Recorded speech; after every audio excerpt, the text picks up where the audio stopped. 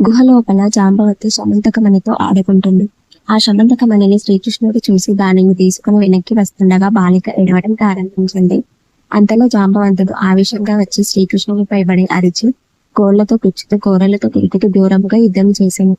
కృష్ణుడు జాంబవంతుడిని బడదీసి వృక్షంలో రాళ్లతోనూ తుదకు ముష్టిఘాతకములతోనూ రాత్రింబవళ్ళు తెలియక 28 రోజులు యుద్ధం చేసింది.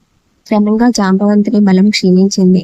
తననే ఓడిస్తున్న వ్యక్తి రావణ హంతకుడై శ్రీరాముడే అని జాంబవంతుడు తెలుసుకున్నాడు. అంజలి ఘటించి దేవాది దేవ ఆర్ధజన పోష భక్తజన రక్ష నిన్ను శ్రీరామచంద్రునిగా తెలుసుకుంటుని.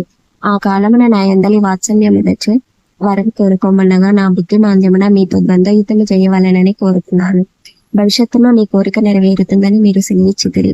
అది మొదలు మీ నామస్మరణ చేయుచు అనేక యుగములు గడిపాను. ఇప్పుడు తాము నా నివాసములకు దయచేసి నా కోరిక నెరవేర్చారు.